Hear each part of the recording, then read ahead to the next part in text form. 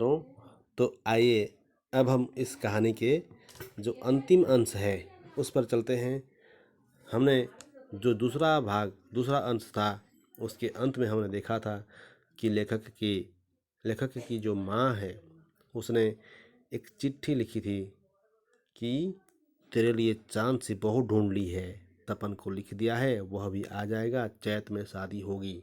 तो यहाँ तक बात आई थी, लेकिन हुआ उल्टा। क्या? चैत से पहले ही देश की स्थिति बिगड़ने लगी। पाकिस्तान से युद्ध शुरू हो गया था।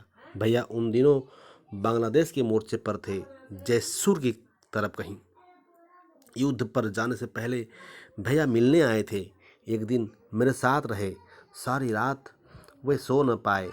घर की, बाहर की, पता नहीं कहाँ कहाँ की बातें करते रहे। मेरे लिए कुछ कपड़े खरीद गए। अपने हाथ की बहुमूल्य घड़ी उतार कर मुझे दे गए। भाभी और बच्चों से जानबूझकर नहीं मिले। बोले, इससे दिल कमज़ोर हो जाता है रे, जो होगा देखा जाएगा।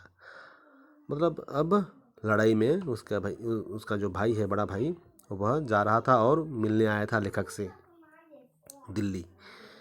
रेलवे स्टेशन तक मैं छोड़ने गया तो भैया देर तक मेरा हाथ थामे रहे। जीतू, तू बहुत कमज़ोर है रे, अपनी सेहत का ध्यान रखा कर। लौटने पर अब की बार खूब लंबी छुट्टी लेंगे। 1-2 महीने आराम से घर में बिताएंगे। बंगला नुमा नया मकान बनवाएंगे। मतलब अब बड़ा घर बनाएंगे बोल के ऐसी सोच रहे थे वो लोग। ऐसे सपने थे उनके। जब ट्रेन चलने लगी तो मैंने देखा भैया के चेहरे पर एक अजीब सा भाव था। मतलब ऐसा है कि अब उसका बड़ा भाई को ये लग रहा था कि अब मैं लौट कर आऊँगा या नहीं आऊँगा, इसके बारे में वे कन्फ्यूजन थे। इसलिए अपने भाई को लास्ट टाइम उसने बड़े अच्छे से देख लिया एक बार।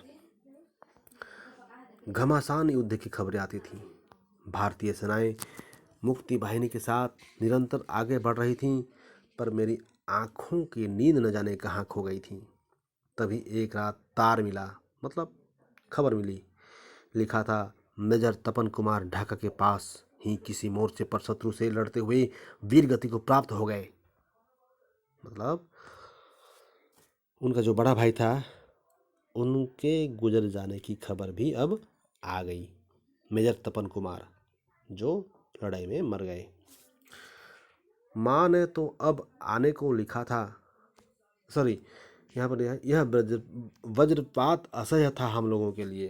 तो ये जो खबर आई थी, कैसा लगेगा आप लोग सोचिए कि एक परिवार में जिसमें पिताजी ऑलरेडी पहले से गुजर चुके हैं, 2 भाई थे, अब बड़ा भाई भी अब गुजर चुका है।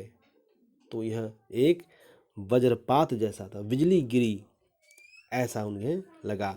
माँ पागलों की तरह दिन रात रोती रहती थी। मैं घर आया तो भाभी साथ थीं और दोनों बच्चे भी थे। मतलब उनके 2 बच्चे हो गए थे, छोटे बच्चे थे।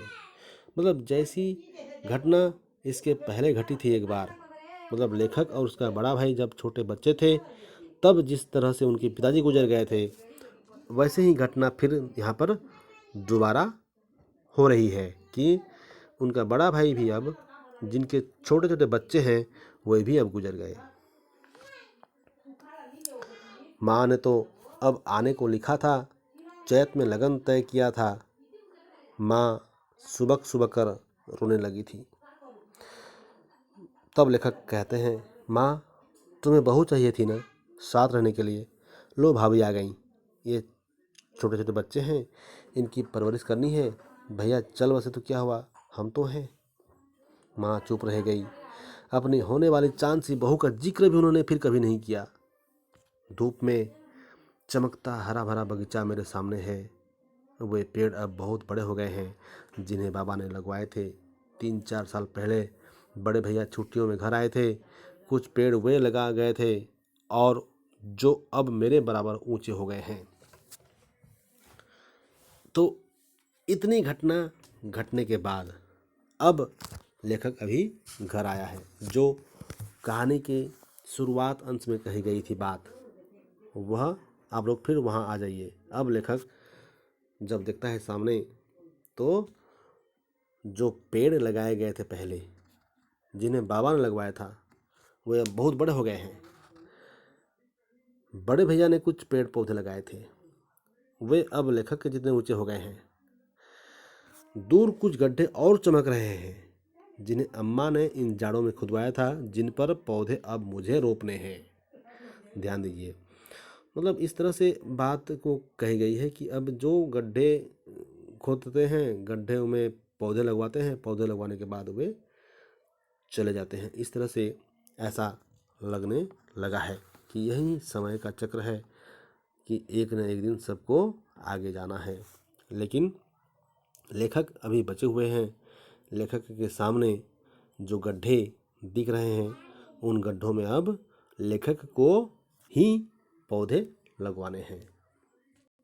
और इतना कहकर लेखक अपनी कहानी यहाँ पर बंद कर देता है।